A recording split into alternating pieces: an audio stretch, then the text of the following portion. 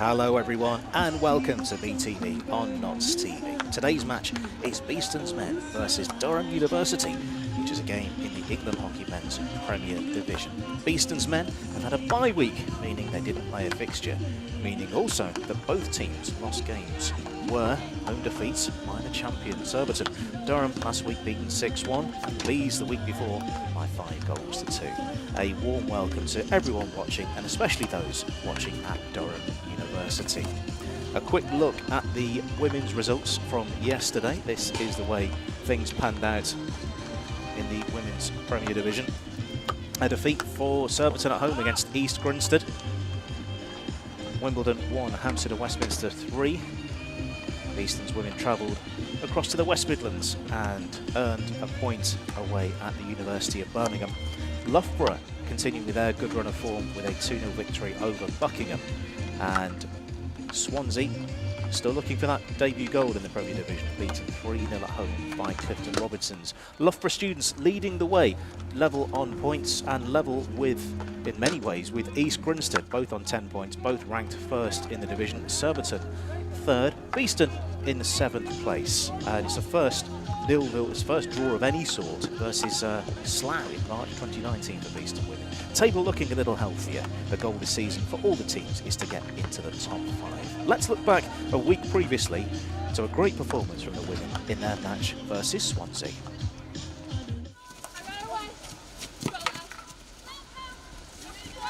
Beeston having a lot of joy down the right hand side at the moment.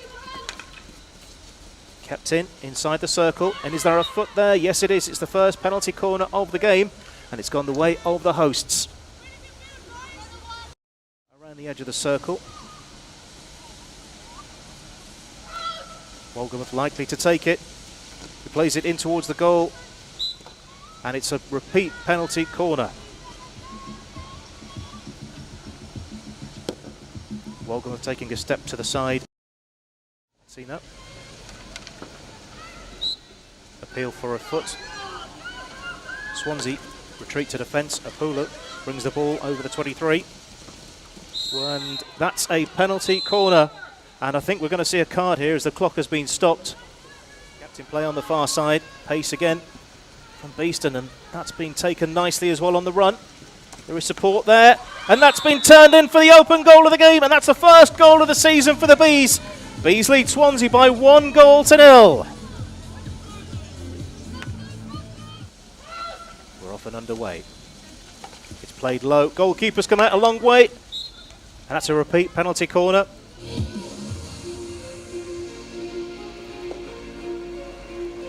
Penalty corner number 5 now. That's really starting to mount up for the home sides as we tick. Penalty corner will be delivered. That's been turned in for the second.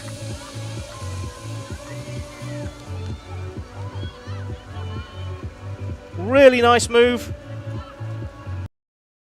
Here's Whiting. Fires the ball low into the circle, padded away from the goalkeeper. Shooting chance here low, and it's a third for Beeston. Goalkeeper's foot, kicking the ball away only as far as the attacker. Possession of the ball, moving it quickly from side to side. Whiting, and that's a penalty corner. We're about to see another card here.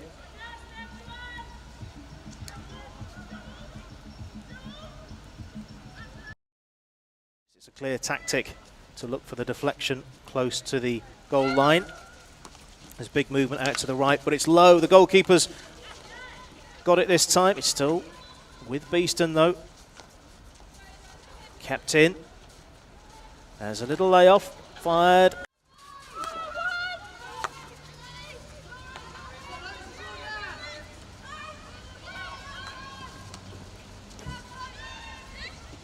There's a slip ball in towards the circle, played in, goalkeeper's low and been beaten, but so's the ball past the upright. Wolgamoth left of centre, same routine, goalkeeper's down. Another appeal, and it's another penalty corner. Exactly where Beeston want the ball to be, with just over Laurie Ratti, number 3.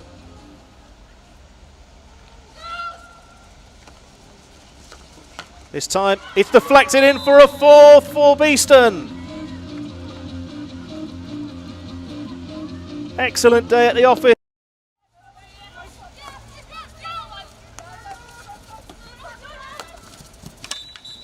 And there is the final whistle. Terrific result for Beeston. First 3 points on the board for the Bees. First goals in the account. And that was the way things were a week and a day ago, with Beeston's winning 4-0 against Swansea. So what have we got in store for us today? Well, sitting next to me via our COVID curtain is Steve Musson as we look through yesterday's men's results. Hampstead and Westminster winning 4-1 away at Wimbledon. Surbiton, handsome win over East Grinstead by 7-2, and that's the way the table looks at the end of that. Steve, what do you make of those results yesterday? Yes, good afternoon, Andy. Obviously the standout result there, Hampstead against Wimbledon at Wimbledon, a 4-1 win. I'm not sure that was expected, but Hampstead are a very good unit, and obviously I think Wimbledon will be disappointed with that, but it's put Hampstead into second place. East Grinstead, who were sitting second in the table, would have been hoping for something better against Surbiton, but Surbiton, as we've experienced here, extremely good team, and obviously 7-2 was the outcome for that. So Surbiton continue their prolific goal scoring. Indeed, and a 100% record for Surbiton. Looking towards the opposite end of the table at the start of the day, Durham University, today's visitors. Beeston in 8th with 1 point, but it was a hard 1 point. What can we expect today? Well, I think that Beeston will be hoping to get into some kind of form today, because this is a situation where, having had 2 very difficult opening games, they'll hope to get something out of this game, and it could be very competitive anyway, because Durham are in a similar situation of wanting to get off the mark, but from Beeston's point of view, trying to get into that middle part of the table as early as possible is key for where they are going to be aiming for the end of the season.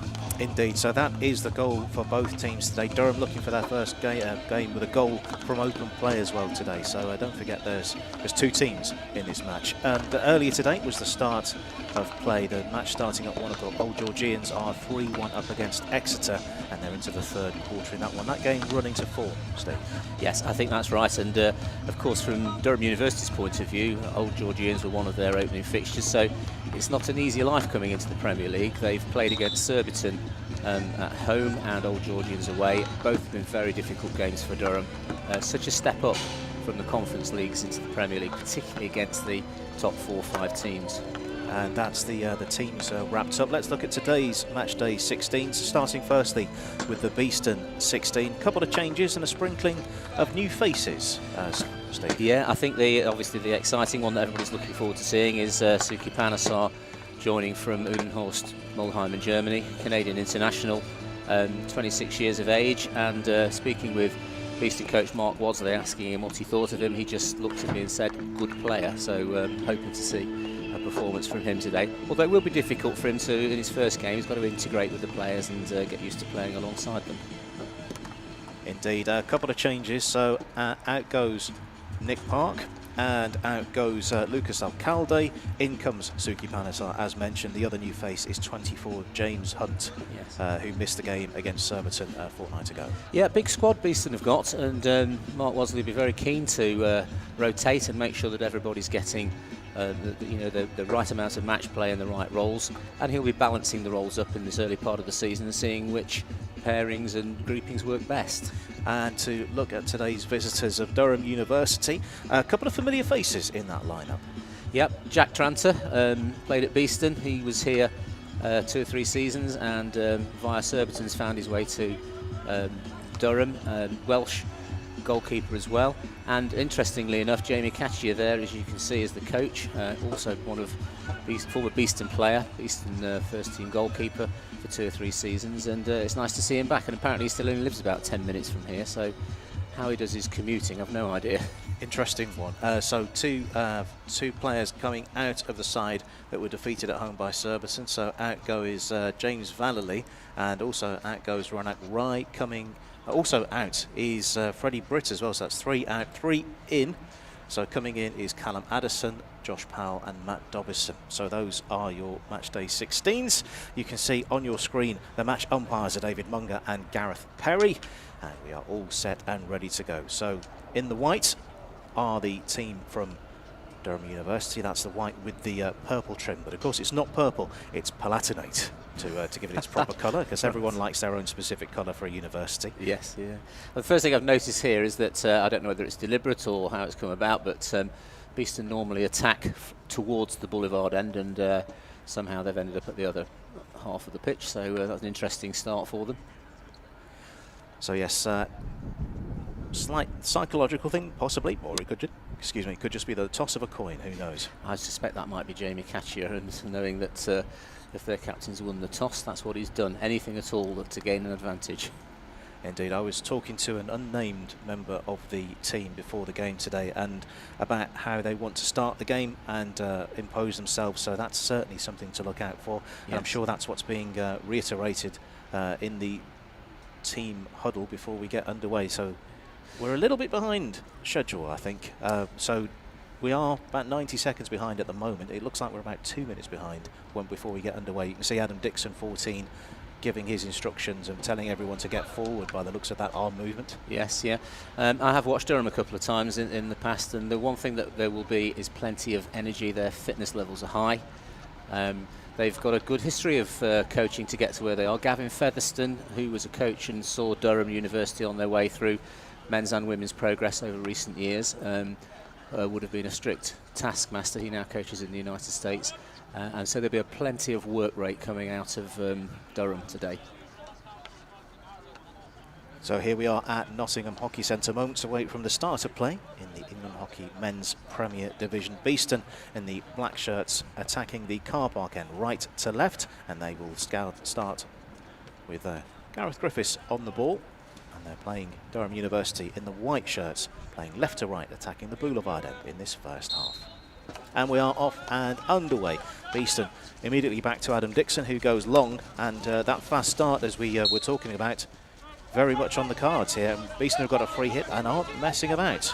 No, Chris Proctor right in the line of that, so he had the honour of collecting that, and he was closed down by the defender, so that's gone the free hit, and now we've got a higher pitch transfer going on, which is obviously a good way to maintain possession but look for attacking options. Indeed, the sharpness that we saw in that half-hour spell against Surbiton, that seems to be the way that Beeston have started here. They're looking for that early circle penetration as well, and they're looking to bring it out by this circle, bringing it back to over the 23. Here's Dixon. Yeah, quite important in the early phase to get possession, and obviously Beeston have got it all at the moment, so being patient in their build-up and the way that they move the ball around. Here's the first left-hand side movement towards, that's a nice turn. Proctor plays the ball in towards the circle, pops up, taps, and it's a long corner. So Beeston, in the first 60 seconds, I don't recall a Durham touch of the ball. No, they'll be Durham will be wanting to make sure they're set and they pick the ball on the first opportunity that they possibly can. But as I say, Beeston's patience here. Ball in the circle, attempt on goal, that's hit a body, and that's the first penalty corner of the game. Yeah, Gareth Griffiths said the ball entered the D. It was a bit in the air, but he managed to get it under control. And his, I don't think his shot was going to be on target, but nevertheless, it's hit a Durham defender's foot. Second prize in the raffle. Let's have a look at that movement again. Here we go, powerful cross from Ollie Willars, just bounced a bit off Gareth's stick, and he's found the defender's foot. So Adam Dixon recently has been in sharp form. He scored from penalty corner against Surbiton. Yes. And we expecting more from him. He's certainly lingering with intent, but there are some other familiar faces around the edge of the circle who can convert. Well, the thing about short corner flicking is it becomes infectious. If you get a few, you want to take some more, and I imagine that will be what they'll do first, just to test out the Durham defence and see how they run to defend the corner. There's the injection. It is Dixon, and the umpire's had a good whistle, and it looks like it's a repeat penalty corner. Well, the number one runner for Durham was straight out quickly to Adam Dixon's flick, right in the line of fire. It's hit him on the shin pad. He seems to be all right from that. Who'd be a number one runner, Andy? Indeed. Let's have another look at that one again, as Dixon goes slightly long on the drag, wasn't it? It's yes. Deceptive. Yeah, I think it was a longer drag than Adam would hope for there, and of course that's allowed the number one runner to close him down a bit. So penalty corner number 3 in rapid succession.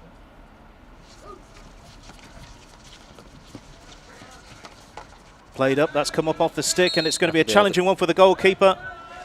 Yeah, the umpire quickly onto that, given a a third penalty corner to Beeston, so we'll see if the rule of 3 works in this situation. Andy. Indeed, Muss's rule of 3, to give it its full title, is given 3 opportunities, surely you've got to score 1 at this level. Yeah. So Durham defending that pretty well.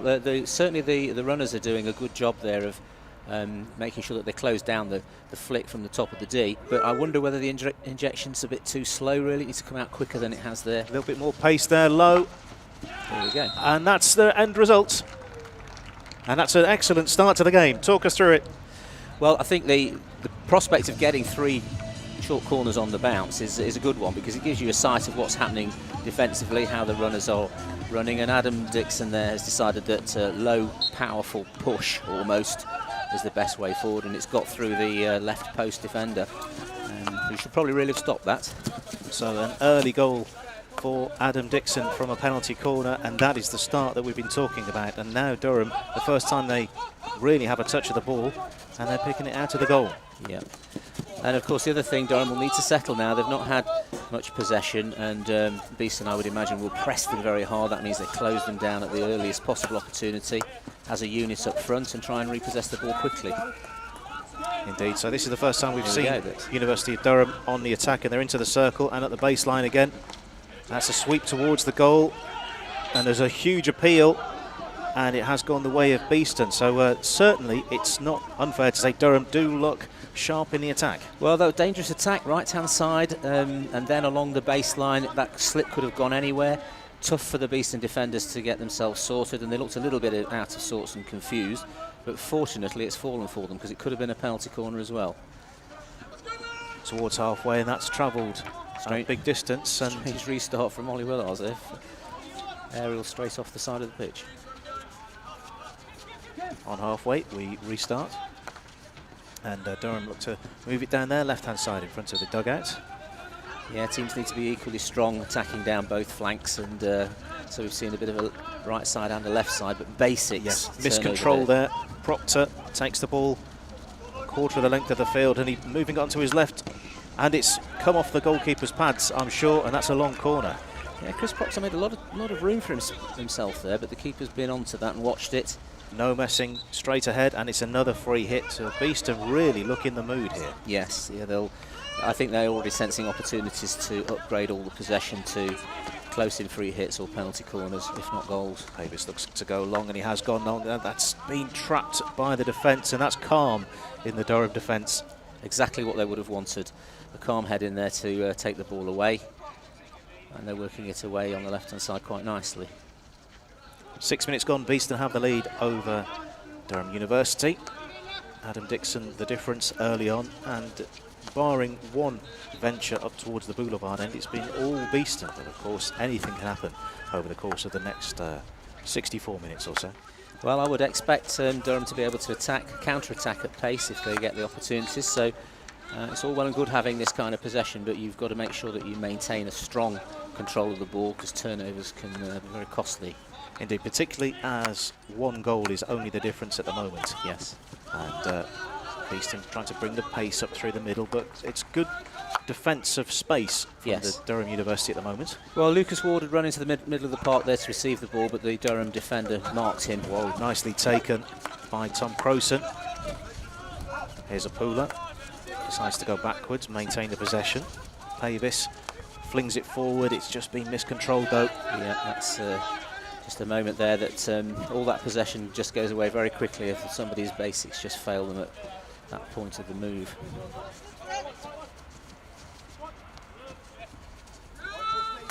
Number of aerials so far in the game, Andy. That's useful. So right at the middle of the pitch. And here we go. Yes. Pace again. Moving very slickly towards the edge of the circle. Ollie Willars using his body intelligently to stop the opportunity from developing for Durham. Well, it's clear that Durham can use this right side attack. They've got beyond the 25 2 or 3 times using it so far, so that's something that Beeston are going to have to be aware of, not giving them the ball in places where they can trigger that kind of attack. Certainly got a little bit more tricky for Beeston, although they've gone over halfway. And there's a turnover of possession, and there's a huge amount of traffic, a bit of a cul-de-sac. Yeah, getting the ball out of those tight areas, very important for Panesar, players. by the way, I think that's the first touch of the ball I've seen him have, and he's done pretty well, but that's been turned over and turned over again. It's going to be one of those spells, I think, where quick turnovers occur. Yes. And I think Suki Panasar in the middle of the park there, he needs to be a little bit sharper than that and get out of trouble so that he's not too close to the defensive player. Indeed. You were saying that he's completed his 14-day quarantine as the ball goes through everybody, so we're not going to miss anything by talking. He's completed his quarantine, and that's also the case for both players, Vikram Sandhu as well as Suki Panasar, both returning via Canada. That's right, yeah. Their spells in Germany. So this is the first real match action they would have had for some time. Yes, and Vikram not playing today. I think they'll give him another week to sort of settle, but obviously Suki Panasar in there and be keen to get playing, I'm sure. Indeed, an exciting prospect. Both players internationals for Canada. That's unfortunate for Durham because that was a poor pass out from the back, and those are the sorts of gifts that allow attacks to spring quickly. So Beeston needs to take a bit of care. They're not flowing quite as well as they ought to be, really. Although that's space, yes, space opening up, and the neat little layoff, maintaining possession, not allowing Durham University to get anywhere near the ball, and they want more goals, I think. Yep. But they're being patient about it. When do you change that mood from let's change it from the possession in the sort of defensive midfield area to spring it forward? When do you make Well, I that think choice? at this stage of the game, sort of in the first 10 minutes, the emphasis from Beeston is to keep that possession. That will create the opportunities, and they can be patient at the moment. Here we go. And that has worked out very nicely. Is this a shooting opportunity? No, it's just been overrun. That's a slip, but the control from Proctor is good, and he's containing 3 players from Durham and finds Pavis, who spreads it out to the right-hand side. Here we go again, ball into the D. Oh, no, it's gone to the left, and that's towards the baseline. Neat this, and that's found a foot, surely. This is something that Durham will have to work on. Their coach, I'm sure, Jamie Castro, will be looking at that, being low and set in the D, because if it's too easy to hit a foot, then that can be a play right the way through the game where you can just keep winning penalty corners. I think that was a neat one because we anticipated the ball going directly into the circle, and I think that possibly confused 1 or 2 in the Durham defence as well. Yes, if you've got the space on the opposite side of the pitch and you can get the ball across there, as they did on that occasion, then you can have the forward players on the baseline leading, and it's quite easy to connect. And from that, obviously, that's given Beeston their 4th short corner. Indeed. So Dixon, goal scorer, number 14, with his back to the camera, as you can see, likeliest, but maybe having one of the 3 go in, do you change things? Do you find a different route? Very tempting to stay the same. They might actually use one of the moves. There's one to the through Josh Pavish to the right, and it's gone to the other castle. Willars low, and that is a second for Beeston. Well, yes, they went for the other castle, which is the furthest one away from the injector, and changes the angles for the Durham defensive runners. And there's Ollie Willars. Yep, and that's the first goal of the season for Ollie Willars, and a terrific low strike into the goal, and that's a 2-goal lead for Beeston. No messing about, quite simple. I had to get everything right. Yeah, I think they were actually playing for a deflection from Chris Proctor, but as Chris didn't touch it, it went straight into the goal. So that's worked out very well for Ollie. Not a frequent scorer, but he'll enjoy that. Good stuff from Ollie Willars. So this is the 2-goal lead that we were talking about. Yes. Yeah. And from a Durham perspective, still looking for that first goal from open play in the Premier Division as well. Yes, Durham will be worried about the lack of possession that they're getting. So it's going to be very important to them when they do get on the ball that their basics are strong. 2 goals from penalty corners for Beeston. That goal coming in the 12th minute from Ollie Willars, Adam Dixon scoring in the 3rd. And at the moment, it's quite comfortable. And yes. The unnamed player that I was talking to before the game said that goal difference is vital in this season, given the way that the league splits in 2, with the top 5, the goal in the both men's and the women's competitions. Finish in the top 5 and you've got a chance of taking home the title. That's it's very important to make sure you get your goal difference, and that's why giving away silly goals is costly as well for the length of the league, and you need to make sure that you keep your goal difference positive. Indeed. Not a problem for Surbiton there, Andy. It's no, plus 20 at the moment. So. That's a solid start from it is. Series of games. Here's Dixon. Options, checks back to the left. With it now, it's James Hunt. who missed the previous game against Surbiton, but he's back in the match day 16 today. Yeah, he picked up an injury, and I think he's recovered well from that. So there's a driven ball bouncing in, and the umpire, close attention. It's going to be a defensive hit for the University. Over the baseline by a Beeston player, so that's Durham's ball. It's very important to string together series of passes and sort of always working towards at least 5 every time you get the ball, so that you can just get some momentum. And Beeston having a lot of long passing moves at the moment, and Durham not doing that. Enormous ball through the air to defence from Durham, but it's not worked out, and cheap turnover for possession. Working it from the side is James Hunt, who we were just talking about. And cutting through the midfield quite easily are Beeston at the moment. Yeah, being able to pick the ball in the midfield and turn is a useful thing. Often you get marked so tightly that your only pass is back to defence, but on this occasion... That's a beautiful take out of the air, and space is opening up for a ball into the circle, but it's been blocked by a foot. Beeston get a free hit, not hanging around here, and there's movement towards the left-hand side of the field. It's been picked up on the edge of the circle, whipped in, and this is a shooting chance for 3. That's good save. Good save into the body. Well, the keeper's got that absolutely right, because he's followed the line of the play and he's got himself right in the line of the shot. So saved a potential 3rd goal there. Crookshanks, I believe, with the attempt on goal. Goalkeeper making himself very big. That's Jack Tranter, again a familiar face around these parts from a few years ago. You're familiar with some of the Beeston players as well, so good basic form of goalkeeping from him there. Right place, right time. Yeah. Kyle Marshall playing from the right back position and getting further up the pitch to create an extra attacking option on that right hand side. A little bit of football breaking out there. It's gone the way of Beeston and looked and shaped to move it quickly into the circle. It's moved slower, but into space on the left hand side. Hunt plays it across. It's the shape of Willars, and that's a neat bit of control as well. Fired in towards the circle. That's through everybody. Is that a foot in there? No, I think that must have come off the stick. Yeah. That's, again, good movement of the feet from the defence of Durham. Yeah, Beeston winning that back very quickly and making Durham, again, settle into their defensive patterns. If you were to draw a line on the field of play where the ball has been, it would be somewhere around the edge of the circle. Yes, it would, yes. Although that's an offence given away, so it's a chance to clear for Durham. Yeah, Beeston's commands from the coaching staff to get high up the pitch and to press the defence hard to get possession back, so quite get away with it there. Durham have got possession.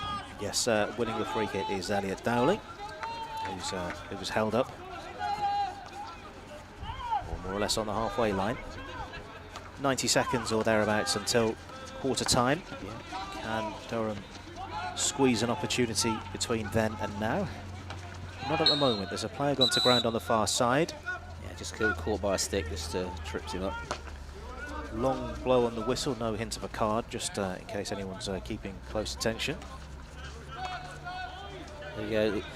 Beeston finding it very easy to get between the midfield players of Durham. That's gone through everybody. It has hit the back of the backboard, but it is no goal as the shot didn't take a touch in the circle. So new viewers to hockey, that's definitely not a goal. Don't worry, you haven't missed something and we haven't just ignored that. That's not a goal. I think again the Beeston coaches will be wanting to see more from the forwards there, because that's an opportunity. It takes a bit of commitment from the forwards to dive in front of the goalkeeper. Can the Bees fashion an opportunity with 30 seconds to go, or just hang on to the ball? I think under these circumstances you'd want to create something else if you can. If you can get a corner now, that'd be helpful. Indeed, and that could be unlimited time added on to complete the penalty corner. And there's a turnover. Yeah, a few bits Beeston want to tidy up. Obviously, Chris Proctor just then on the ball a couple of minutes ago didn't have an option forward, and that's something that they'll need to just look at. And the players are making their way off for quarter time.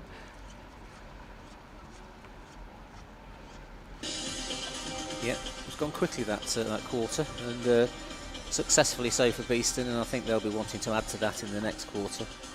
Equally from Durham's point of view, they'll I just want to get a bit more organisation, I think, going on, because I think one of the features has been the ease with which Beeston can actually pass the ball between the midfield players. And so not only have they got the opportunity to attack down the flanks, they can do it through the middle of the park as well. So they need to tighten up a bit, do Durham. Here is the detail on the screen. There's your goal scorers. Adam Dixon on 4 minutes officially, Ollie Willars on 11. Now you've got information on the screen about penalty corners, ignore that. It's been 4 for Beeston, and that is that's the case, and they've scored 2 of them. So 50% in terms of conversion rate for Beeston. That's pretty good. Yeah, you look at your build-up play needs to generate goals, and if not goals, penalty corners. Beeston's build-up play has been good, and it's led to that number of penalty corners in the first quarter, and they've converted half of them, so that's fairly successful. Do we have enough time to have a quick look at the game that was started earlier today? Let's see if we can have a look at that. They are 5 minutes away from full time. Old Georgians are 5-1 up over Exeter. Again, that's going to form the 2 university sides at the moment at the bottom of the division, but Durham looking to change things with that. Yeah, difficult for the university sides, I think. It's difficult to know how you keep your side together. Obviously, third-year students often disappear and change the nature of the side for the next season, and it's difficult to cope with. So here come the Bees, ready for the second quarter. Not second half at all. It has gone quickly, but not that quickly. So Beeston in the dark shirts, as they started the first quarter, will start the second quarter as well, and they'll be both teams facing the same direction. And Beeston get us going again and look to move the ball quickly between themselves and move the way through the midfield. Again, that slickness and crispness we saw from the word go in the first quarter, replicated in the start of the second. Yeah, they call this sort of play outletting, and the way in which you can get the ball through the midfield into attacking zones and beyond the opposition's midfield, and that's what Beeston are trying to do, playing it into midfield players or around the outside, and doing it successfully at the moment. Quite an important phase for Beeston, these next, certainly today and next week at home to Brooklands. They wanted to put some points on the board. A little bit of a chop, and Lucas Ward knocking the ball out of play, more or less on the halfway line, exactly where we are in the chapel here at Nottingham Hockey Centre. On possession there is Callum Addison, number 49, opting to go backwards. And there's a lot of space across the defence there. Yeah, big distance for a transfer across the back there. So again, from a coaching point of view, Beeston can have a look how they might interfere with that. But they've stolen the ball well. Interception here, and that, I think there's a advantage being played there. I think that was a bit of a coming together. But play continues on, and I must say Durham have played that out fairly well, but they've been turned over here. It's all gone a little bit scrappy. Yes, yeah. The ball up in the air, Beeston get the free hit from that. Well, Durham did very well to defend that.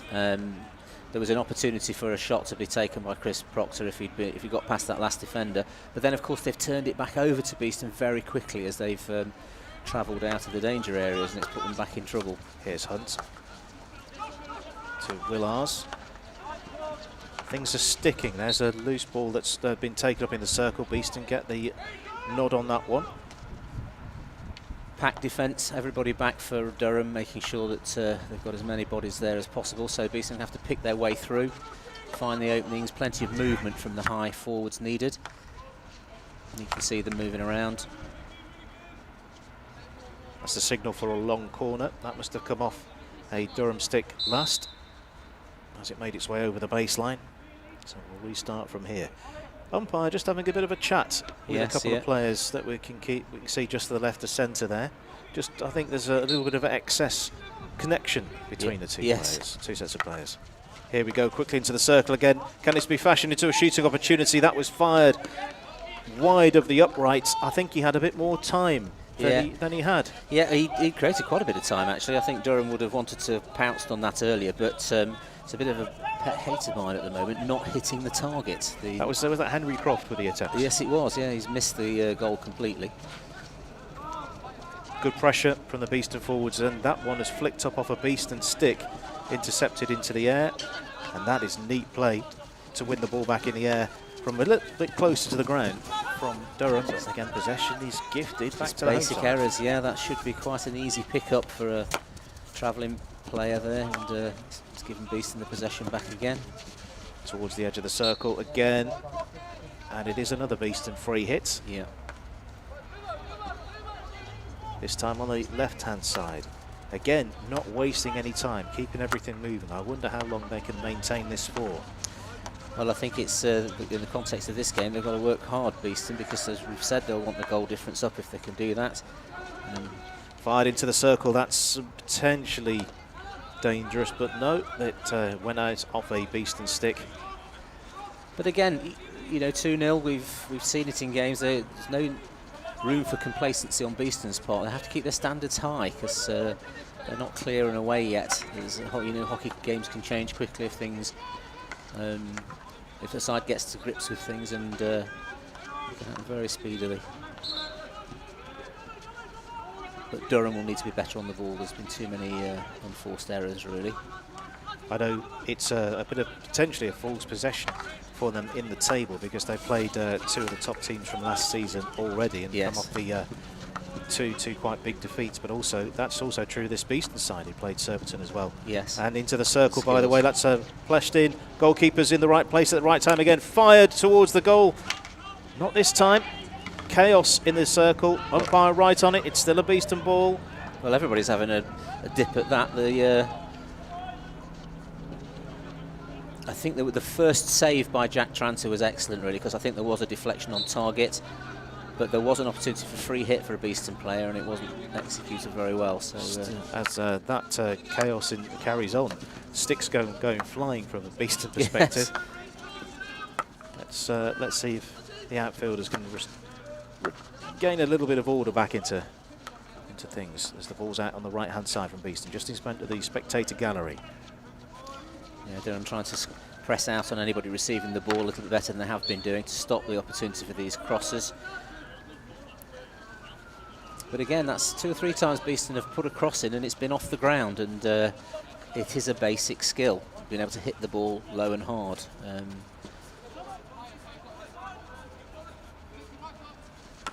That's fired low, that's come off a Beeston stick and intercepted. And moving quickly through the gears go Beeston, and there's 2 players in a circle to be found here. Player goes to ground, it's got closer and closer to the goal, and how did that not go in? Right across the face of the goal, and admittedly it was in the air a bit, but nobody got on the end of that, and so here we go again. More pressure from Beeston, moving it this way and that, looking to pull the defence of Durham University out, but there's a solid 4 in the circle at the moment, and the interception has gone the way of Durham University, and they're moving through, but that's a ball behind the captain, Ben Park. And towards the baseline again. More steady defending. Umpire right on it. Yeah, they're stepping in a little bit better, Durham, and making sure that they come away cleanly with the ball. I think Beeston have got to get their basics a little bit better, because there's a few little turnovers and giveaways that are unnecessary because they've not really been strong enough on their basics. That's straight through the middle, nice take. Yep, and that's a nice slip ball out to the Durham right-hand side, and they're moving quickly through the gears, but that's just beyond Max Ballman, and the ball's out for a Beeston sideline ball. Yeah, you can see them trying to do exactly the right thing, making that play down the right-hand side, and a little bit more composure in their passing. It was certainly slick, but it was a bit too quick. Yes. It seemed to accelerate as it went through. Here we go again. Bit of space for Durham. And support is coming in the middle, so Beeston defence trying to push the attacker out to the left-hand side, which they've successfully done. Now, can he find a pass? He does. And can he split the ball out to the right-hand side? And that has worked nicely. Yes, Ralph Musson checks back on himself. Crept over the 23. His ball forward is held up, and Beeston make a bit of a mess of it, but they get the ball quickly down towards Griffiths now. Now this is where they need to connect well.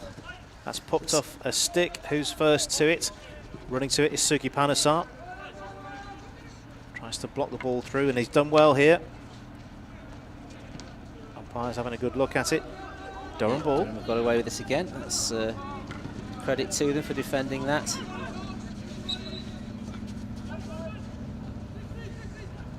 going back to here, exactly here is where we're going to restart from. 26 minutes now in the books. Yeah, there's always a danger when you get your nose in front that you sort of let your standards fall a little bit, really. And I think some of Beeston's play at the moment could be a little bit slicker than it is. A little bit more pass and connect.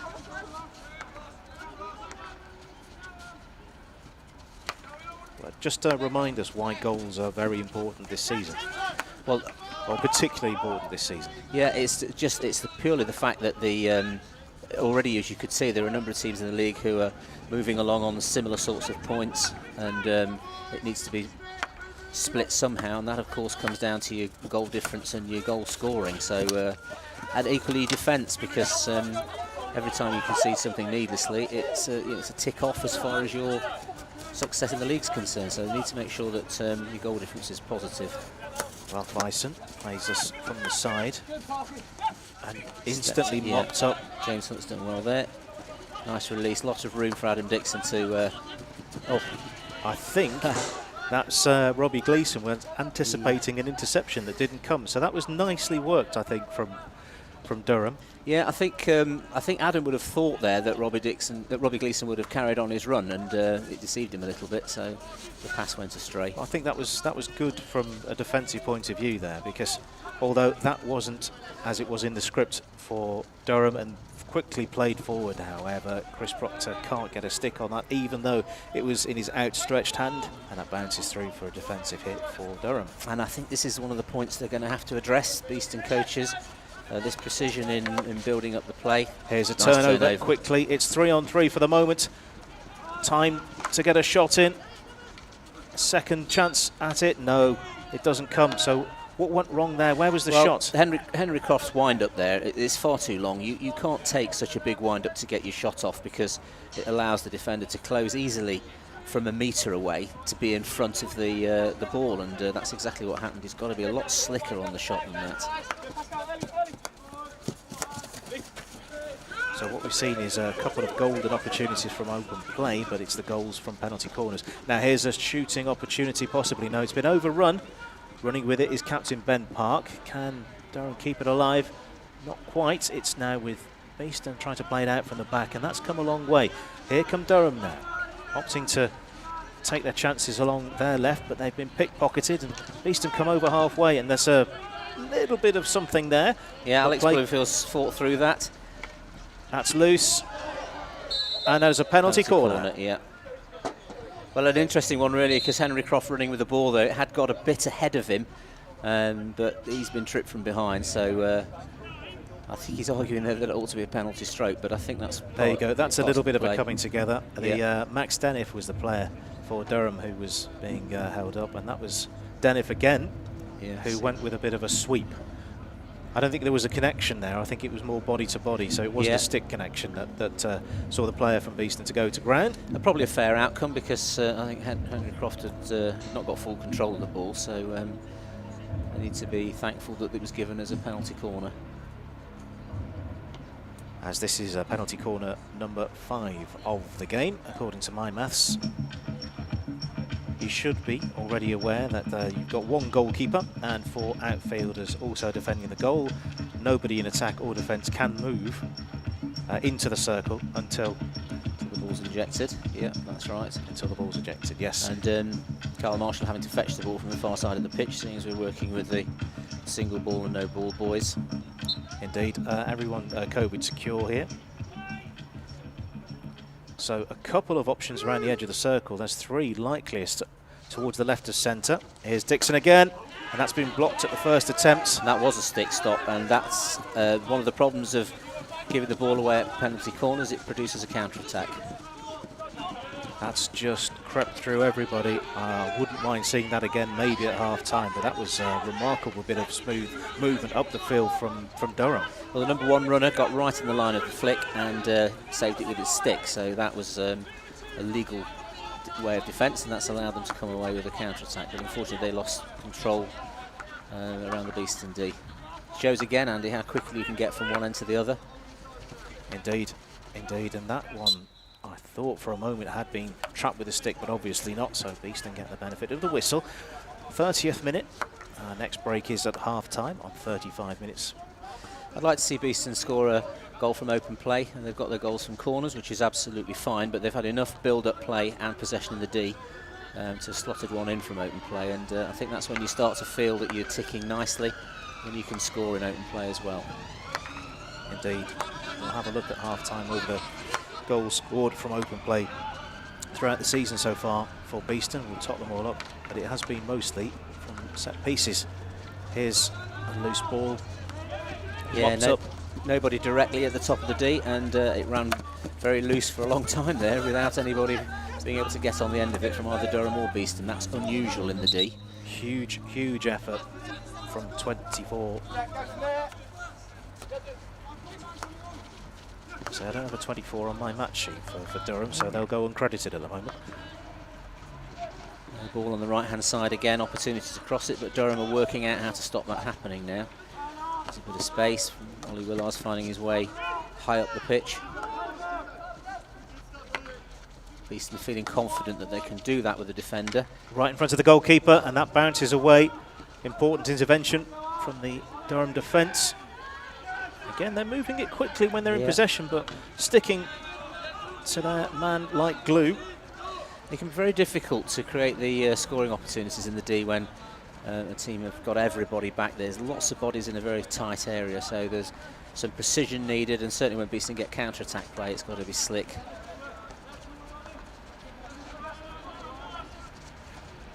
Bit of tricky skills on the side there for Durham to get themselves out of trouble. And it has worked out fairly neatly. Here's a little bit of space towards halfway. That's good intercepting though. Very good. And Crookshanks takes the ball towards the edge of the circle, tries to slip it out to the left, but it found a foot, so it's a Beeston free hit. And again, they're not messing about. It's fired into the circle, didn't get a touch, it did hit the backboard. Yeah, nobody there again. All the three forwards, they're very tight in the same part of the D, and almost denying themselves the opportunities. There needs to be a lot more space there, spread out a bit. Remember your social distancing. Yes, absolutely. Here's Beeston on the attack again, into space on the right-hand side of the circle. Umpires indicating long corner. Is it a long corner? I'm not sure. I think he was pointing directly as a Durham ball, which is why I was hesitant. Yeah, so again, the number of times that Beeston are getting the ball in the D, I think they'll be disappointed that they haven't at least got a third goal. But you can't fault Durham's defence. They've worked out how they're going to have to get low and make quality tackles. That's a nice one-touch ball. Good pick up. But again, it seems too easy to pick the ball up from a theoretically difficult position where Durham are in possession. It seems to disappear. Yes, it should be Velcro to your stick if you're attacking in that yes, position. that's right. It's one of the basic skills is to be able to travel with the ball under control and relatively risk-free of it being taken off you by a defender.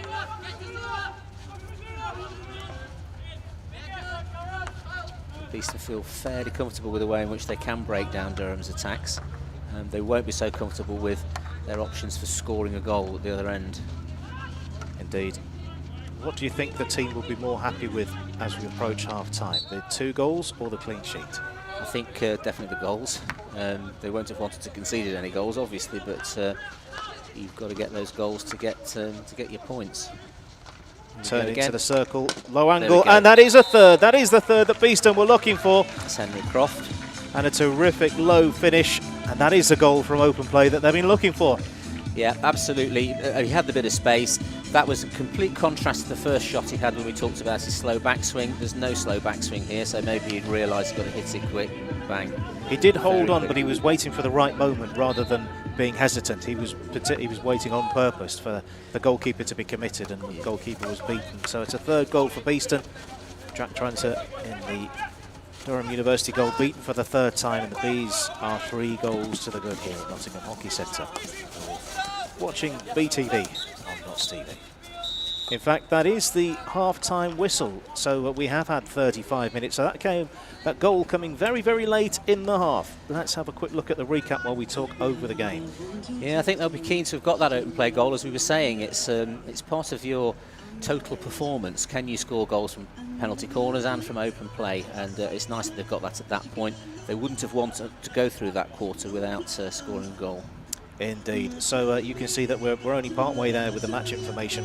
Adam Dixon scoring in the first minute, really putting Beeston on the right footing for the game. Ollie Willars with a second. It was a penalty corner that we anticipated wasn't meant to be scored by Ollie Willars, but he is the goal scorer. He'll deny that, Andy, I'm sure. Yeah, meant it all the time. That's what he does in training all the time. And you saw Henry Croft is the goal scorer on 31 minutes. So that was really quite a bit further away than 35 minutes than we thought. Yes. So it is Beeston 3, Durham University 0 at your half time. And this is BTV on Knox TV. A very busy day of action. A quick look at that full time as well, if we get the opportunity to, for the Old Georgians game that started at 1 o'clock today.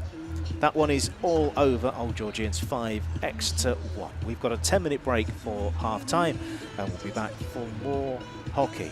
It's Beeston versus Durham University on BTV. Durham would be wanting to make sure they're set and they pick the ball on the first opportunity that they possibly can, but as I say, Beeston's patience here. Ball in the circle, attempt on goal, that's hit a body, and that's the first penalty corner of the game. Yeah, Gareth Griffiths said the ball entered the D. It was a bit in the air, but he managed to get it under control. And his, I don't think the D, but I wonder whether the injection's a bit too slow. Really, it needs to come out quicker than it has there. A little bit more pace there, low. There we go. And that's the end result. And that's an excellent start to the game. Talk us through it. Well, I think the prospect of getting 3 short corners on the bounce is a good one. Side. Here we go again, ball into the D. Oh, no, it's gone to the left, and that's towards the baseline. Neat this, and that's found a foot, surely.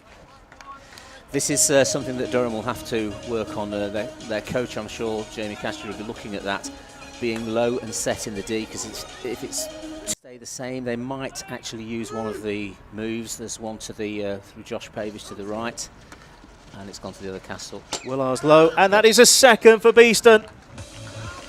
Well, yes, they went for the other castle, which is the furthest one away from the injector, and changes the angles for the. I think there's a little bit of excess connection between the two players, two sets of players. Here we go, quickly into the circle again. Can this be fashioned into a shooting opportunity? That was fired wide of the uprights. I think he had a bit more time than he had. Yeah, he created quite a bit of time, actually. I think Durham would have wanted to. Played Surbiton as well. Yes. And into the circle, by the way. That's fleshed in. Goalkeeper's in the right place at the right time again. Fired towards the goal. Not this time. Chaos in the circle. Umpire right on it. It's still a Beeston ball. Well, everybody's having a dip at that. The pocketed, and Beeston come over halfway, and there's a little bit of something there. Yeah, Alex Bloomfield's fought through that. That's loose. And there's a penalty corner. Yeah. Well, an interesting one, really, because Henry Croft running with the ball there, it had got a bit ahead of him, but he's any goals, obviously, but you've got to get those goals to get your points. Turn into the circle, low angle, and that is a third. That is the third that Beeston were looking for. That's Henry Croft. And a terrific low finish, and that is the goal from open play that they've been looking for. Yeah, absolutely.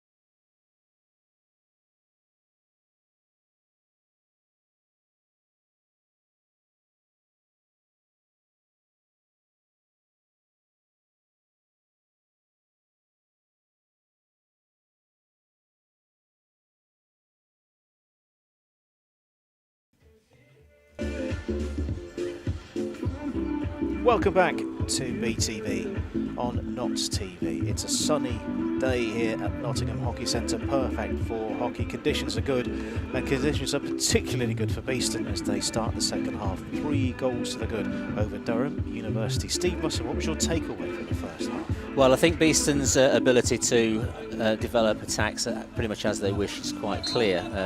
From Durham's point of view, they had improved their defensive shape, particularly where they were getting lower and tackling better in the D, and they'll be keen to do that. But for them, they'll want to maintain control as they attack, and a lot of the time they've given the ball away too easily. Another example there's just cropped up. If you're just joining us and you've missed the first half of commentary, it is Beeston in the black shirts in this half, playing from left to right, attacking the boulevard end, as you can see the cars going by in the distance. Durham University in the mostly white, attacking from right to left, attacking the car park end. Durham still looking for their first goal from open play, and I'm sure Beeston, as well as looking for more goals in the second half, are keen to keep that clean sheet. Yes, they'll be very keen to keep the clean sheet, as we talked about goal difference. Bit of an attack already here. And that's a clip ball over the top, and that must have got a touch off a Beeston stick as it's a long corner. A bright start for the second half for the visitors. They've done very well to repossess Beeston's attack in their half of the pitch, and then this is the first time they've sort of connected and they've found themselves with a long corner.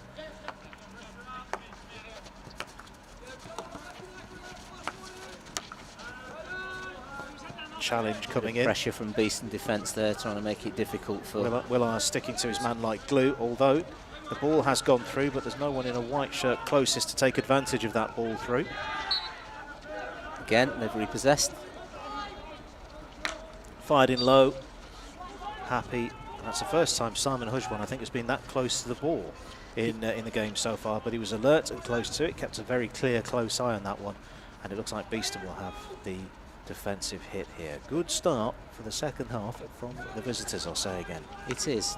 Part of the art of being a goalkeeper as well, you can be not involved for long periods of time, but you've still got to be just as alert and loose. And Simon, as you say, first time on the ball there, so and they've won it back again, Durham. Indeed, they must have had strong words at half-time. As I say that, commentator's curse comes in, and an easy turnover of possession by the sideline. We've got 2 balls on the pitch briefly. I'm sure that one in the corner is not going to be too much of a problem, but we'll keep an eye on that one. Yeah, Jamie Catchier for Durham will have told them that they've got to be a lot more particular on their passing, and they have been in this first phase. Indeed, and this could be a shot on goal here, and that's another long corner, and the goalkeeper this time worked. Yeah, Simon Hudgwan a little bit more to do, bit of a sign that Durham have increased their activity and their basics, and they've created 2 shots so far. Indeed, this is not the way that Beeston wanted to start the second half. We were thinking possibly more goals, and Durham really getting a toehold in the game here. There's never any room for complacency. Beeston standards need to be maintained. Flung forward now, who's going to win the foot race? It looks like Proctor will get there first, and he will hold it up. Nice 3D to try and work his way into the circle, and I think he's been fortunate there and won a long corner. Yes, so this gives the opportunity for Beeston's support team to come up and try and add more pressure. Yeah, very important that the lanes of play in each team stay close together as you move up the pitch. And Beeston fired in. Who's got a touch on that? And it's gone into a series of white shirts, but that's huge pressure right in the corner, and it's an almost impossible job to get it out from here. How do they get it out from here? Genuinely don't know. Yes, that is extremely neat, but it's still under pressure. It's not quite gone right, but here we go into the circle. It's up in the air. It's looking a bit like Shinty at the moment. Yes.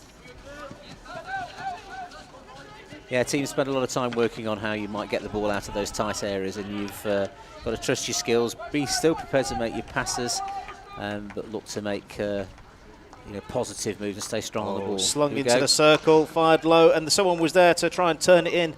And that's Apula was closest to the line there, making a dive for the ball, but it was blocked on the way towards him. Yeah, Tom Croson's cross too close to the keeper, and need a little bit more depth on it for there to be a deflection. Thought the angle was there for them all into the circle, obviously not. Yeah, it's a bit too close to the baseline. Chris Proctor quick onto that. Indeed, this is the play that they were looking for. at the start of the half that wasn't there. So, can the ball come out of this relatively safe position in towards the Durham circle? Not this time, but Beeston are getting closer and closer. In fact, they've got a free hit from here from a dangerous position. Yeah. One of the ways to get out of these tight areas is to find a foot, create a foul, and lose the defenders away from you a bit. And then you can get your transfer game going, and that's worked. That was mopped up, but it's still difficult to defend, and I think that was an unfortunate foot there. And that's fired into the circle. There's almost 3 players onto it, but the whistle has gone for the favour of the visitors. As things stand, Beeston are in the box seat for 3 points. There's still a huge long way to go, but this would be the first win of the season for Beeston. Yes, it would. As we've said, they tough 2 games to start the season for Beeston, so it's now and next week against Brooklands that they need to increase their goals and obviously get the points tally higher. I must say that that's not a guarantee at the moment, as the visitors look to go on the attack again. Fired low, and that's a very close. Yes. How close was that? I was saying it's not a done deal. Beeston have got to be on their toes throughout the game. Yeah, there's been 2 or 3 signs of Durham's improved counter-attack play. A few more connections as they've moved forward. Max Ballman is 16 with a restart. To Max Denif.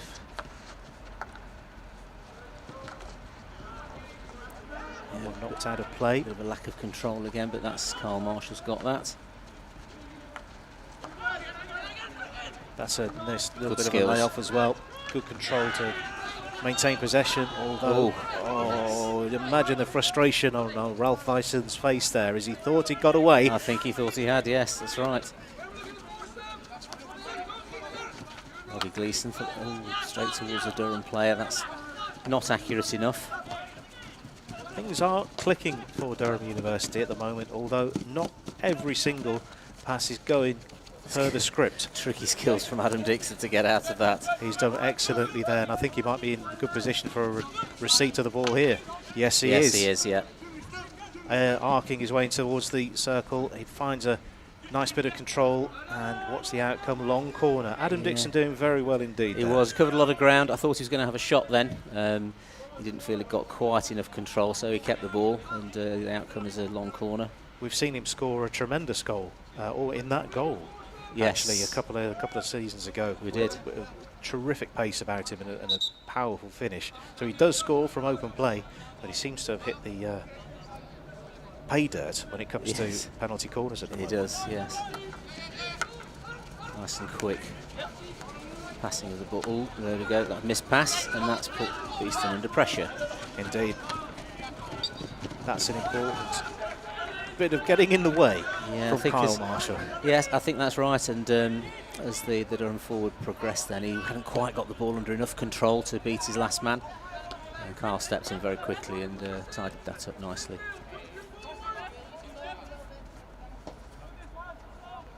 Very steady, taking the sting out of things. Yes.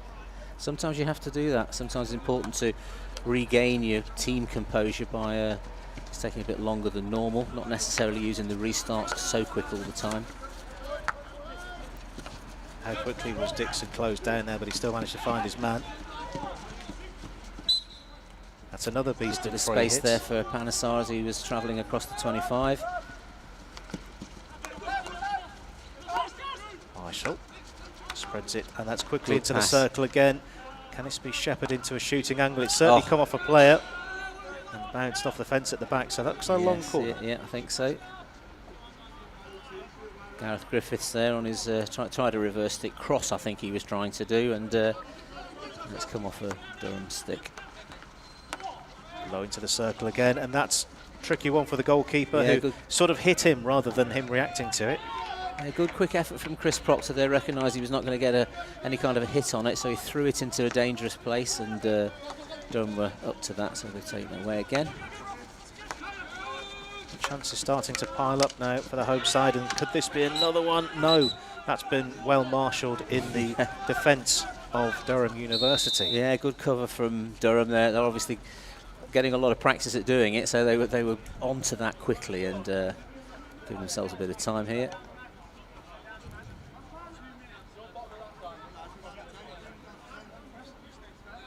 Keeping an eye on what's going on. There's a little bit of movement. There's a bunch of, I think we've got a green card for Ross Vidis. Yes, yeah. So that's a 2-minute temporary suspension. So Durham temporarily down to 10 players. So what can Beeston do with this? Well, I think you can see that the speed difference for when they were a player up to level on players. Look at the movement of the ball quicker. Let's get this going again, I think, Beeston defence. Look at that. Yeah, and Durham have hit that off the far end to take a bit of that time away. Beeston will be keen to get extra players forward now with the reduced numbers and see if they can get penalty corners or goals. 45 minutes gone. Beeston are leading University of Durham by 3-0. Cruikshank's on the ball, it's a big pass there, big distance pass, and that's again a little bit sloppy, not found its target. Harry Talks is 24. He was the player that we couldn't identify. We got him down as number 12, but he's wearing 24 today. Good quick passing there to create space, so and they find their way into the middle of the park, and it's been connected. Lucas Ward is taking it a good way here, but he's been robbed of the ball now. Can the Bees get it back high up the field of play? No, they can't. Yeah, so important to get that ball under control quickly, and it's too far ahead of Lucas, and easy for the defender to step in. You can hear, hopefully, wherever you're watching around the world, the noise of the players and the coaching team giving their instruction and telling the players where to go.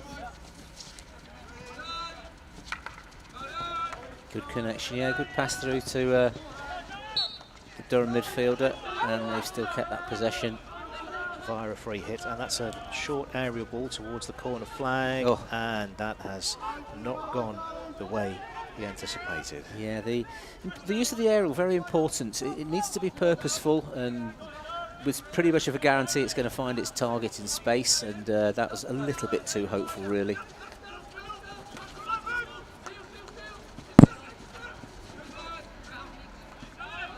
Too easy, that turnover off Suki Panasar. He's finding his way steadily into the game, I would say. Indeed, keeping a close eye on number 3 of Durham University. That suspension is over, so he hasn't rejoined the play, but he has been substituted out. Yeah. So a full set of players for both sides. Yep. So Beeston didn't really make the most of that opportunity of 2 minutes. No, and it was quite canny of Durham to lose quite a bit of that 2-minute period. The first thing they do is hit the ball off the end of the pitch and making Beeston restart from deep in their own half. Indeed, I think that may have explained that short aerial. Let's see how this one progresses as Durham get towards the edge of the circle. Have they won the ball? Yes, they have. They've got a free hit central here. Yeah, it's 2 turnovers from Lucas Ward as he's travelled with the ball, and he needs to do a little bit better than that for his team.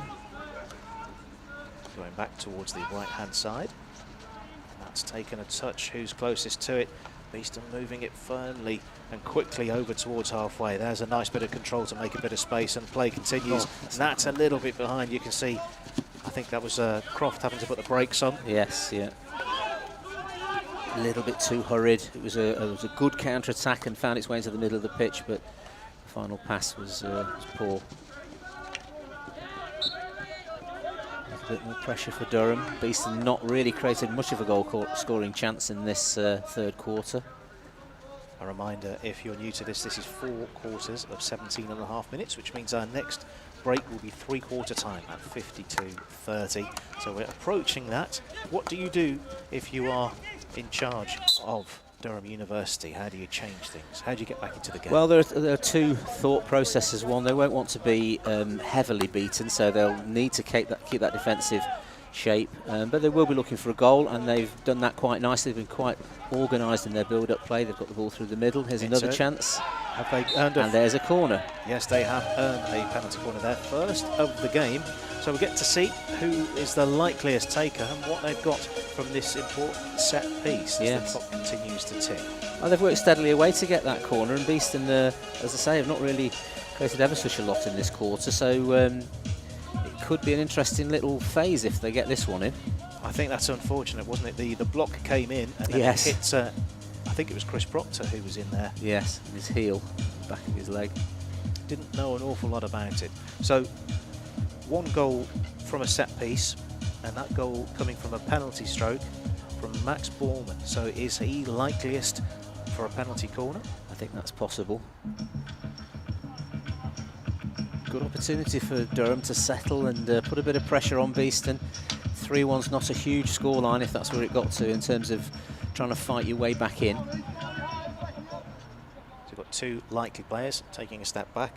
There's a little bit of movement there. Yeah. It's low, it's gone through everybody, and that's still being played on, and it's a repeat penalty corner. Yeah, that's hit a Beeston player's leg somewhere on the way through, and The umpire giving the optimum amount of advantage there. He wanted to make sure that no advantage would have gone to the Beeston side, and when that was the case. Yeah, that's hit, definitely hit a foot there, so 2 penalty corners in relatively quick succession. Lingering around the edge of the circle is Matt Dobison, who's making his first appearance for Durham University this season. let's see if they do the same again. And they have. Dobison, and that's an excellent save from Simon Hojwan. Well, he's watched that and he's seen it all the way through and been able to get his glove in the way. Still live. And the ball is now being shepherded towards the corner flag. It's all gone a bit busy. And that's a free hit, again in a dangerous position. Yeah, made it very difficult for Beeston to get out of that corner of the pitch, and done well at repossessing it. A little bit more energy from Durham now. Certainly they're feeling the opportunity, or sensing an opportunity to get something. That slips through, just getting a deflection. Yeah. So it's a long corner, and Durham finishing this 3rd quarter quite strongly. They certainly are. Beeston finding it difficult to regain the possession for any period of time, and a bit of a scramble defence going on, really. With around 60 seconds to go until 3/4 time.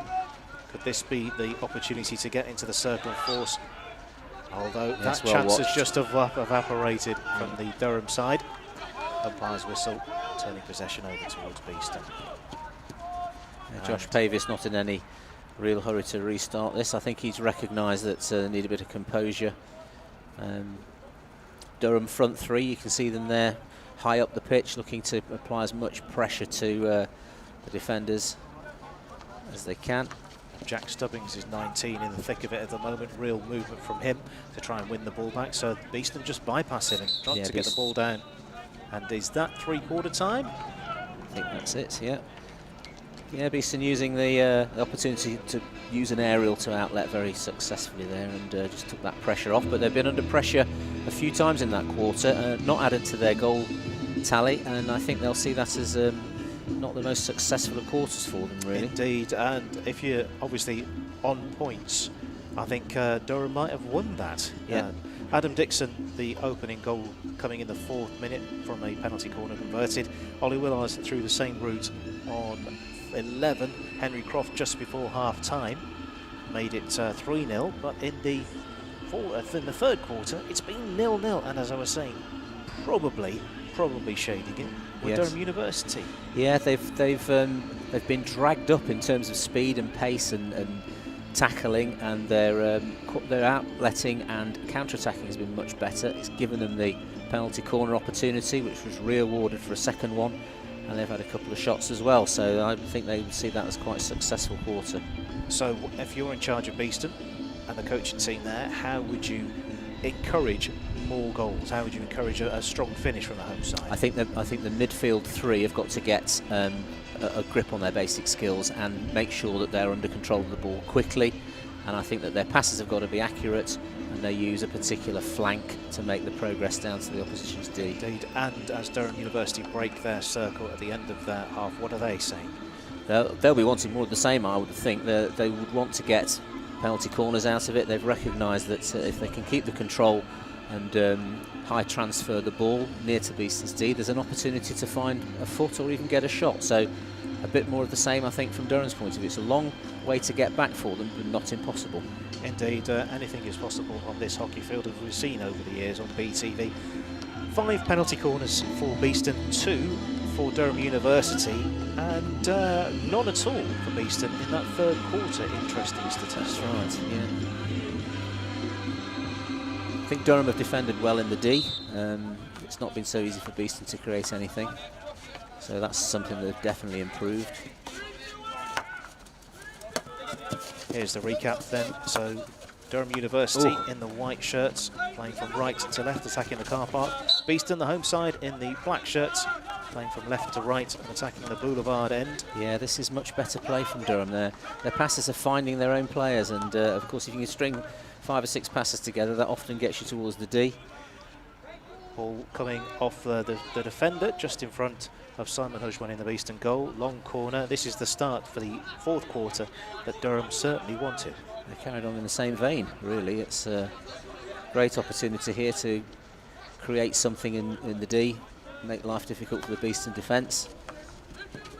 There were opponents to moving to quarters, and they said it would break up the flow of the game. Well, this is an example of it absolutely not doing that. It's almost like there's been no break at all. Yeah, that's right. It gives you a little bit of a time to get further commands into your team, just settle, and creates extra phases in the game just after little breaks and things, and that can change the nature. That absolutely wasn't part of the three-quarter time team talk, and Beeston have got a high field position cheaply here. And that's what Durham were doing in the first half, and they've spent a lot of time trying to eradicate that, so I think they'll be cross that that's just been such an easy pass off the side of the pitch. Big calls for the ball, waiting for that right moment to possibly launch it forward. Along the floor is the option. This is where Beeston need to connect, moving forwards, and Durham have done well to stop them doing that. Ball bouncing up off the stick, and it's a Durham ball. Yeah, very simple to create an offence out of that and give yourself the time to take the pressure off. Using the aerial again. Yes, that's a very, very shallow aerial, but taken neatly. And Beeston have the whistle. Well played there. Good watching, good control, and getting the benefit of the whistle as well. Top marks. Here's Willars. Plays it along the ground and moves the ball quickly out to the right-hand side. 23 is Cruikshanks, and switching the play from the right to the left. Good pressure from Durham. They've done well again to make passing lines difficult. Although an interception, very, very calmly done in the defence, and that one flung through. And no one really on the, well, apart from, I know it was aimed towards Chris Proctor, but he wasn't anywhere near that. Yes, and I think that the pass probably needed to be a bit better quality than that. It wasn't on the floor. It wasn't easy for Chris Proctor to stop it. Aerial ball, diagonal. Yeah, into space. So, although into literal space. As that has been kept in. I was ready for that one to drift out of play, but it has been kept in. 88 is Sam Bison with a headband, and he's got himself a free hit out of that. He could have gone anywhere, but I don't think Beeston had quite thought that would happen, so they weren't particularly ready for it. Yeah, good moving here on the ball, still connecting in the midfield. Big appeals from the sidelines. It's in the circle, across the face of goal. Could this be the opportunity for Durham? It's gone out of the circle. Shooting chance seems to have disappeared at the moment, but it's still right on the baseline, into the circle. Penalty corner is the outcome. You can't fault Durham's effort. This is something that Beeston are going to have to get to grips with. They've not been good in possession of the ball, have Beeston, as they've been coming away from the defensive areas, and Durham have set their stall out to repossess quickly and put it back into the D. Again, baseline and onto a foot. Robbie Gleason's foot just inside the D. I've just been shown, the excellent save from a few minutes ago. I've just been shown that again on a different screen, and I'm looking forward to talking you through that again on the replay if we get the opportunity to. So, around the edge of the circle. Ross Veeds, I think he was the player showing the green card, but number 3 is probably likeliest to strike this. He was a noted goal scorer at Great Britain and club level in younger years. Yes. Yeah. So let's see what he can do. He's certainly in prime position to strike the ball. I think this is this their third, Andy? It is indeed. They've had all of the penalty corners in this half. Oh dear. So Beeston need to be on their mettle here. Quickly out. And that's hit the crossbar. It was Veeds, and he has absolutely hammered that up and across the crossbar. That was travelling at some pace, and thankfully for from Beeston's point of view, slightly off target, but only just. My word, what a strike that was. This is a bit where I look like Nostradamus, and I picked out the player who was likeliest to hit it, and my word, did he hit it all right. Yeah, good opportunity that for Durham, and they've really grown into this game, I think. Some of the basic errors that they were making, they've managed to eradicate, particularly their basic trapping and passing skills, and it's given them a few opportunities. It's certainly slowed Beeston down. Indeed, I was about to make a point that they seem to have run out of steam a little bit. The sting has gone out of these. Another example there. It's becoming quite easy for Durham now to actually get away from danger areas. And the crispness that we saw at the start of the halves, that seems to have gone. Yes. But here's things opening up as Beeston side get the ball, and that's a player going to ground. No, he's not in control of that, and I think that's allowed Durham to come away. Chris Proctor on the ball. Oh, maybe that was Ollie Willars. The ball being stroked around in the Beeston defence as they look to bring it towards halfway. Look for that right moment to bring it quickly forward. Still bouncing around over halfway.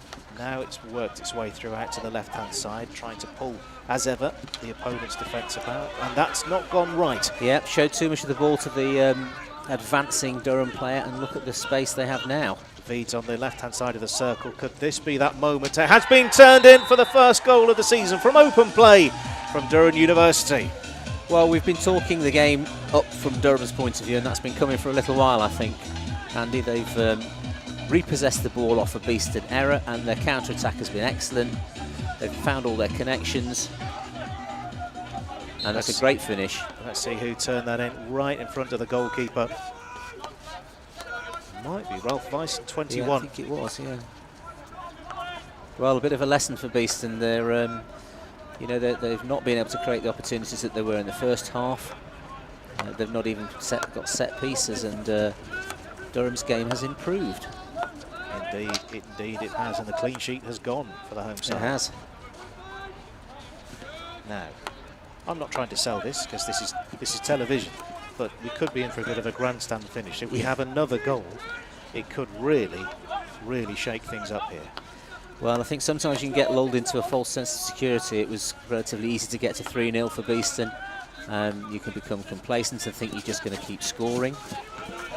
But at Premier League hockey level, you just cannot underestimate your opponents, and they're not just going to lie down and let you thrash them. They're just going to make sure that they do everything in their power to stop you progressing further. Well, looking at the Durham University record this season, it was an 8-0 away loss to Old Georgians, yes. A 6-1 home loss to Surbiton. So pure maths is telling us that they're getting better with every game. Yeah, and you can see even within this game they've improved. Their confidence levels are much greater than they were in the first half. Their interplay is accurate, and I think that's the difference. I think that's why they're getting out of their own half and into Beeston's D. We've got a stoppage as there has been an appeal for a new COVID clean match ball. I believe that's what we've got.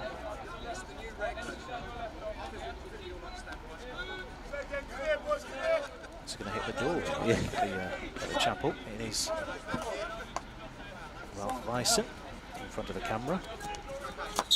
We have 9 minutes to go, and I think, as we know from games, when teams do get close, there can be a lot of pressure. Indeed, but it's broken down here, and Beeston give it away quite cheaply. Yes, Panasar there, he did so well to win it back, but then the next phase of his play was awful. And Durham University back in the D. That's gone out over the baseline, and Beeston coming under an awful lot of pressure They here. certainly are, yes. Do you think that Durham University sense that they can maybe squeeze a point out of this? I think so. I think they've realised that Beeston are not going to run away with this, and they've got back into it with the goal, and they've got 8 minutes of flat-out play, and who knows what might happen. So truly now it is a fitness test for both teams. Who can last the distance at the high pace and the tempo that Premier Division hockey demands? What Durham have done well is they've taken the energy out of Beeston and made them struggle on their passing, and that's been excellent from Durham's point of view. So, as regular question is, what do you do in this situation? Do you, if you're in charge of Beeston, do you think, should we look for a fourth, or should we just try and kill the game off? Which one is the most risky? I would still say they've got to try and score goals. I mean, I think it's important. I mean, they could get a couple of goals if they get their passing right, but and it's too early to start protecting a 2-goal lead. Space is opening up here, and this is the best field position for some time for Beeston. Proctor looks to go backwards. Difficult one to trap, but it has been trapped by Robbie Gleeson, and it looks like he'll have the ball back again in a few seconds' time. No, he's been bypassed. It's an aerial ball out to the right-hand side. Nice control, but just tapped out of play from Kyle Marshall. Yeah, little moments. I mean, that aerial, fair enough to throw that. Kyle Marshall's in plenty of space, and he's just not controlled it. Again, ball back with Durham, so they'll be keen to work out of here and see if they can produce another counter-attack. Nudge the aerial. Aerial. That's come a long way, and that's a nice take. With it was Ralph Bison again. He seems to have really appeared in the last 10 minutes or so. A lot of the Durham players have improved massively throughout the game there. That's a long corner as well. Sorry for talking over you, but this is a fast-moving final quarter of the game. Nothing to lose from Durham's point of view, and everything to gain if they can. With the time on the clock now, if they were to score now, that would be a very interesting last 5 minutes. Dobison. He's going to get the ball back here again. What's his option here? He's going backwards. Change the point of attack. Not missing any passes now, are they? They were the first half. Pretty much everything was mistrapped or wasn't accurate enough. This is totally different. It's almost like you've changed the shirts from the two teams at the start of the game. Yeah, look at the confidence to go around that player there, and still they're connecting. Whipped in, big appeal, umpire says nothing doing, and Beeston looks to get on the bike and take the ball over halfway and make a bit of an opportunity, make hay while the sun shines, whilst there's no one at home. Really. Can't see any passing options for Gareth Griffiths there. He's run away from the defence. It shows how deep Beeston had gone to try and stop any progress from Durham. Marshall gets us going from the side. There is a little bit of movement, and that's a nice check back. Play moves along the sideline at the moment. How the Durham players are working to repossess this. They're pressing on every single player receiving the ball, and it's making life difficult for Beeston. Their passing options have disappeared at the moment. Accurate, very good. Indeed. This is, sadly though, you've just done the commentator's curse. Yes, that's right. Just beyond Callum Addison, 49 there. Yes, yeah, I think he needed to get further up the pitch quicker. Nothing wrong with the pass, it was square, so. Drifted ball in towards the circle, who's on that, and it's going to come out of play. Yeah, a lot of use of the aerial today, and it's not really been very well controlled. We've seen one or two neat executions, but as you say, they're not in the main. They've not been ideal, have they? They've been quite hopeful rather than directed. And look at that ball's still bouncing. It's worked Let's out. Break off. Here's an aerial shot, and that's been hooked wide of the goal. Griffiths there absolutely hammered that, gave it full beans. Yes, but misdirected it by some distance. Yeah, it's trying to hit it while it's still bouncing. Very difficult to do. And this could be another opportunity. Griffiths in again, sniffing the chance to try and win the ball back high up the field. And this is better from Beeston, trying to force a few errors. And another aerial to get out of trouble. And Durham have connected with the midfield player. So crossfield ball. That's a nice bit of play. Got space here. Oh, that's a swing and a miss. Yes. Yeah. Just a little bit beyond Max Ballman, who wants to give it maximum power. It almost looked like he was surprised to have trapped it and sent it in the right direction, and couldn't get on the end of the shot. Again, 2 high players for Durham, making life difficult for Beeston. Ball struggled a long way there, and so we'll have to retrieve that. That's not going to go in Durham's favour at all. No.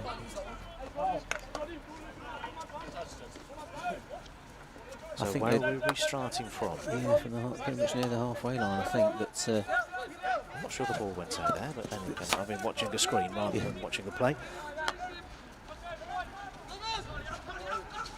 You would really want to try and get this scoreline from a Beeston perspective to look a little bit better than it is, but they haven't been creating the opportunities, so it's hard to see how that will happen. Elliot Dowley there with a neat bit of turn and control to try and get away from his man. Got a little bit scrappy again. Yes, it has, yeah. There's another lost stick in the middle of that. Can't fault the fight by the Durham players. They've, as we say, they've got individually a lot better in the second half. So just over 2 minutes to go, 2 goals the difference. But it is the away side who are 2 goals down, and they're on the attack at the moment, looking to find a route back into this game and trying to show the spirit of endeavour that they have been. They didn't come up without. That's another lifted ball. And real panic, and that has gone out of play. And how many touches was that just in front of the goalkeeper? I know, but you can see from Durham's point of view how much better able you are to stay in control of the game if you make your passing connections. Again, 7, 8 passes, and it put them in Beeston's D. Floated ball towards the corner flag. Yeah, another one. Yeah, Tom Crowson not able to get on the end of that. Sort of a hopeful pass, not really directly at Tom Crowson. Of course, it's just all it's done is take the ball to the end of the pitch. I'll just finish my point there. You don't win a division without being a good team. No. And admittedly, there have been quite a few changes of personnel in the Durham University playing staff, but the core of a good team, I think, remains. Yes. Here come the Beeston attack. Here's a nice turn as well, and the ball's still in the circle. Player goes towards the ground, but executes the defence well. Got their defenders back in numbers very quickly. There'll be a lot of good points from for training from for Durham's coaches out of this game. They've done some good work, particularly getting into defensive shape in the second half. In the final minutes, this is absolutely not the direction of travel that Beeston want as they look to secure all 3 points. Durham to the baseline. Big appeal for a foot, but the umpire couldn't have been better placed, and I think there's some chat going on just in front of the goalkeeper there. 35 is Ben Park, who was closest to it. Durham have got it again. Penalty corner now. Wouldn't be a good thing at all. They've got a long corner though. In fact, that is the final whistle. We're a tiny bit ahead of time here, so it is a final score. Beeston with 3 points in the bag for the first time in the 2020-2021 Premier Division season. And what a game that was. It was high tempo, it was quick, and then all of a sudden something changed. Yes, yeah, I think you probably have to praise the Durham coaching staff for spotting how to change the game. Certainly from a defensive point of view, they relied on their players to get their basics a lot better, but that bred confidence. They linked more passes together, and the outcome was Durham's goal, and could have been more. Indeed. So important 3 points on the board for Beeston. We won't see that reflected quite yet on the table, but here's a quick look at the result. It was Josh Powell who was the goal scorer credited for Durham University. We thought it might have been a different player, but Josh Powell was the player that steered it in from close range. Yes. And a recap of the other goals: Adam Dixon on 4 minutes, Ollie Willars on 11 minutes, both penalty corners. Open play, Henry Croft on 34 minutes, at which point we thought this could be a heavy score here for Beeston. Yes. That turned out to be not the case. Yeah. Durham University winning the second half. They did. Beeston took their foot off the gas, I think, really, and they lost some of their shape, they lost some of their basics and ability, and they've dealt with it. Durham have dealt with a partial comeback very well indeed, put Beeston under a lot of pressure in the second half. This is the details. So there was a yellow card in the first half. Max Denniff shown a yellow card, and that green card for Richard Jackson. And in the second half, this is the way things stand, and here are the results and confirmation of this, that, and the other in the Premier Division of England Hockey for the men's competition. This is the results: Beeston 3, Durham 1, and earlier today, Old Georgians 5, Exeter 1. You can see Beeston are on 1 point still, so if we add 3 onto that, that puts them onto 4, which means they leapfrog Oxted, and their goal difference is now -1. So things aren't looking too bad with so many teams clustered around the 4, 5, 6, 7 point mark. That's A right. win next week could be very, very important. And I think that's the key part, really. They've got a game here next week against Brooklands, and then they'll travel down to East Grinstead, and they'll be wanting points out of both of those games if possible, because that will help them to get into the right part of the table. Keep your eyes peeled on the social media, because we'll be revealing the player of the match next time on BTV. The details will appear on your screen. We are back next Sunday. It is the 18th of October at 2 p.m. As Steve was mentioning, Beeston versus Brooklands men is where it's at. Nottingham Hockey Centre is where it's going to take place, and you can watch on BTV.live, and of course our now regular slot on Not TV every Wednesday at 9 p.m. Those are the details. What a game! We've seen a lot of effort and a lot of skill today, and I think Durham go away with a lot of credit, but they don't go away with any points. No, I think it's part of the process for a side like Durham coming into the Premier League for the first time. They've learnt a lot today, and there was certainly stark difference between the two halves in terms of their performance. They were pretty good in the second half, I thought, and made Beeston struggle. So 3 points, but things to learn from that one for the home side. Yes. From me, Andy Day, and Steve Musson. Steve, thank you for your company today. Pleasure. And let's wrap it up. It's been a good day at the office, relatively speaking. 3 points for Beeston. You've been watching it on BTV. Durham would be wanting to make sure they're set and they pick the ball on the first opportunity that they possibly can, but as I say, Beeston's patience here. Ball in the circle, attempt on goal, that's hit a body, and that's the first penalty corner of the game. Yeah, Gareth Griffiths said the ball entered the D. It was a bit in the air, but he managed to get it under control, and his I don't think the D, but I wonder whether the injection's a bit too slow. Really, it needs to come out quicker than it has there. A little bit more pace there, low. There we go. And that's the end result. And that's an excellent start to the game. Talk us through it. Well, I think the prospect of getting 3 short corners on the bounce is a good one. Side.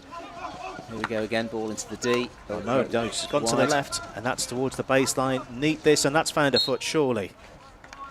This is something that Durham will have to work on. Their coach, I'm sure, Jamie Castro, will be looking at that, being low and set in the D, because if it's stay the same, they might actually use one of the moves. There's one to the through Josh Pavage to the right, and it's gone to the other castle. Willard's low, and that is a second for Beeston.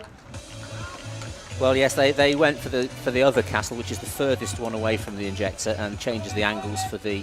I think there's a little bit of excess connection between the two Yes. players, two sets of players. Here we go, quickly into the circle again. Can this be fashioned into a shooting opportunity? That was fired wide of the uprights. I think he had a bit more time than he had. Yeah, he created quite a bit of time, actually. I think Durham would have wanted to. He played Surbiton as well. Yes. And into the circle, by the Skills. way. That's fleshed in. Goalkeeper's in the right place at the right time again. Fired towards the goal. Not this time. Chaos in the circle. Umpire right on it. It's still a Beeston ball. Well, everybody's having a dip at that. The Pocketed, and Beeston come over halfway, and there's a little bit of something there. yeah, Alex play- Bloomfield's fought through that. That's loose. And there's a penalty corner. Yeah.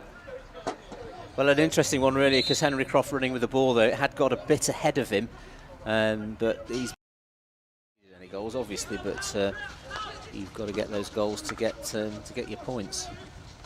Turn into again. the circle, low we angle, go. and that is a third. That is the third that Beeston were looking for. That's Henry Croft. And a terrific low finish, and that is the goal from open play that they've been looking for. Yeah, absolutely. So, it's now and next week against Brooklands that they need to increase their goals and obviously get the points tally higher. I must say that that's not a guarantee at the moment, as the visitors look to go on the attack again. Fired low, and that's a long Very corner. close.